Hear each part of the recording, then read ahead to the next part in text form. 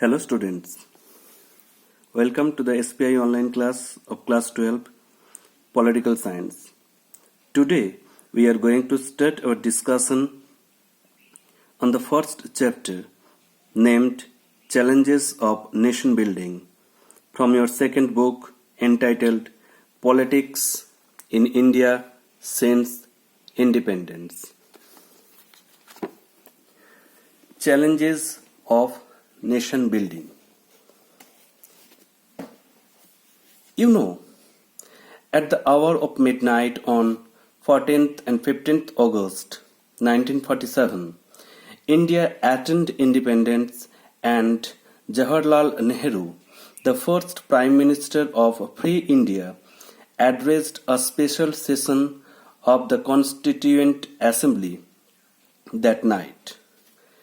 That speech was known as Tryst with Destiny speech. Indians had been waiting for this special moment. You know, there were many voices in our national movement, but there were two goals almost everyone agreed upon. Number one, after independence, we shall run our country through democratic government. Number two, the government will be run for the good of all, particularly the poor and the socially and economically disadvantaged groups. But this was not going to be easy. There were difficult circumstances. Everywhere, freedom came with the partition of the country. The year 1947 was a year of unprecedented violence and trauma of displacement. It was in this situation that independent India started on its journey to achieve several objectives.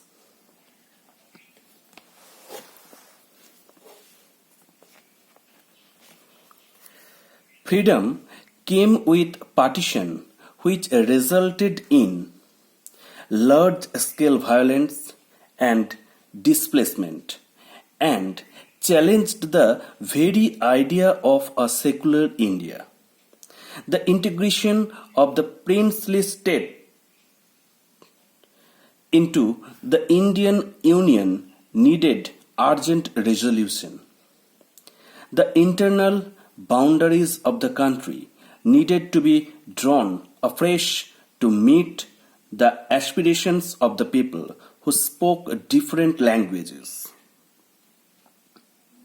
So the first few years in the life of independent India were full of challenges. The turmoil, that means trouble, that accompanied independence did not make our leaders lose sight of the multiple challenges that faced the new nation.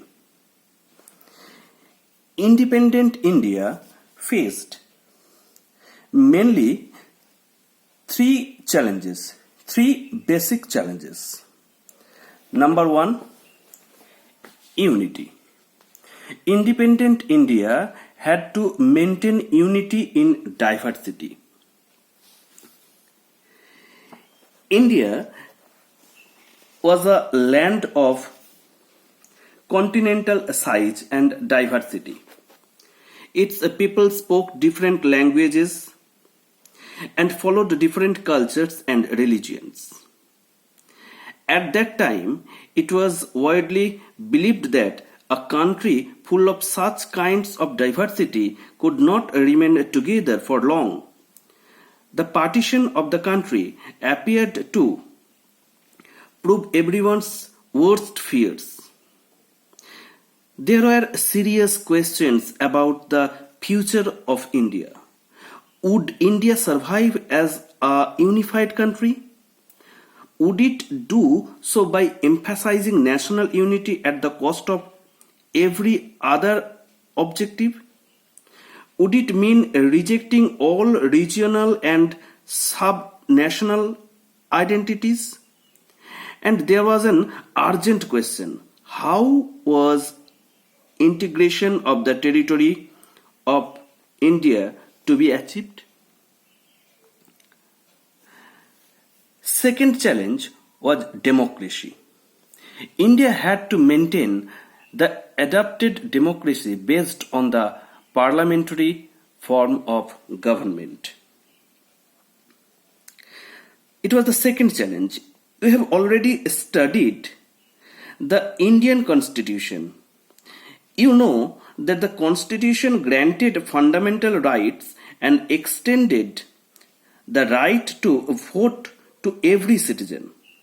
India adopted representative democracy based on the parliamentary form of government. Based on parliamentary form of government. These features ensured that the political competition would take place in a democratic framework.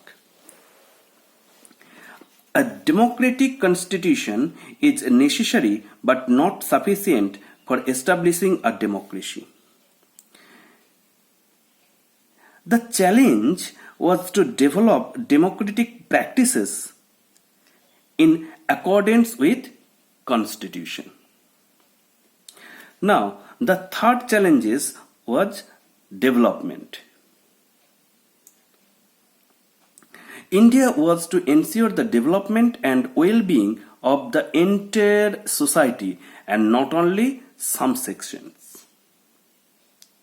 Here again, the Constitution clearly laid down the principle of equality and special protection to socially disadvantaged groups and religious and cultural communities. The Constitution also set out in the directive principles of state policy the welfare goals that democratic politics must achieve.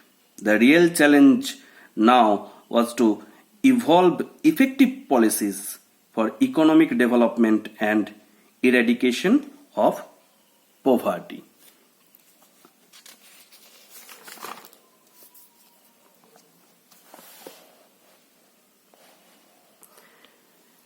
Here, now the questions are: how did independent India respond to these challenges? To what extent did India succeed in achieving the various objectives set out by the Constitution? We will know all the answers one by one when we go through the story of Indian politics in detail. The first challenge of nation building occupied center stage in the years immediately after independence.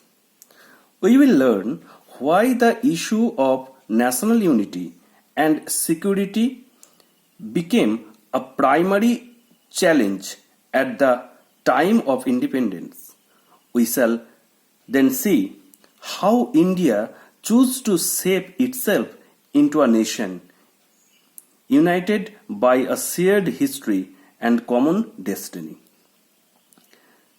This unity had to reflect the aspirations of people across the different regions and deal with the disparities that existed among regions and different sections of people.